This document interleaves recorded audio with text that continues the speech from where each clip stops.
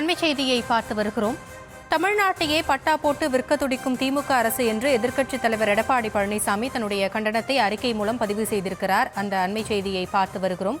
இது குறித்த விவரங்களோடு இணைகிறார் நம்முடைய செய்தியாளர் லதா. விவரங்களை வழங்கலாம். இபிஎஸ் என்னவெல்லாம் சொல்லியிருக்கிறார்?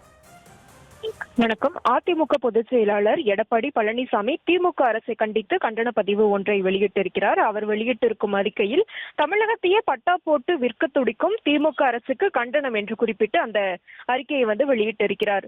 பள்ளிக்கரணை சதுப்பு நிலம் ராம்சார் ஒப்பந்தத்தின்படி பாதுகாக்கப்பட வேண்டிய பகுதியாகும். இதன்படி ராம்சார் அறிவிக்கை செய்யப்பட்ட சதுப்பு நிலத்திலோ அல்லது அதன் எல்லையிலிருந்து 1 கிலோமீட்டருக்குள் எந்த விதமான கட்டுமானங்களோ சாலை கட்டுமானங்களோ மேற்கொள்ள அனுமதிக்க கூடாது என்று அந்த பதிவில் குறிப்பிட்டிருக்கிறார். மேலும் சுற்றுச்சூழலை பாதுகாக்க சதுப்பு நிலங்கள் உயிர் நாடியாக திகழ்கின்றன என்ற காரணத்தினால் அவற்றை வேறு பயன்பாட்டுக்கு பயன்படுத்தக்கூடாது என்பது ஆண்டாண்டு காலமாக கடைபிடிக்கப்பட்டு வரும் நியதியாகும்.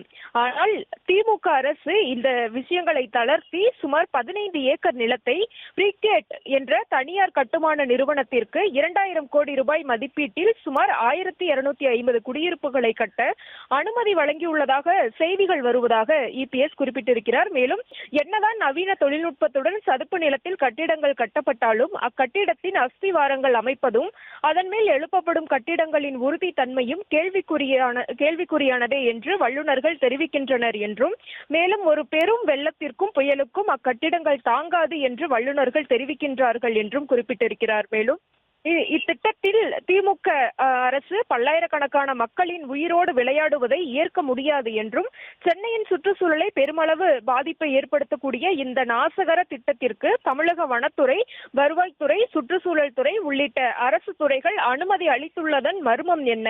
இதில் தொங்கு நிற்கும் ஊழல் என்ன?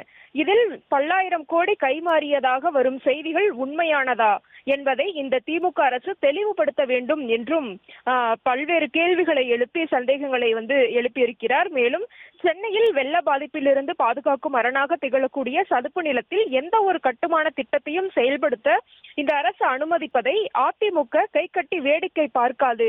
அதிமுக ஆட்சி அமைந்தவுடன் இது தொடர்பாக விரிவான விசாரணை நடத்தப்பட்டு தவறிழைத்தவர்கள் மீது சட்டப்படி நடவடிக்கை எடுக்கப்படும் என்றும் இபிஎஸ் தெரிவித்திருக்கிறார்.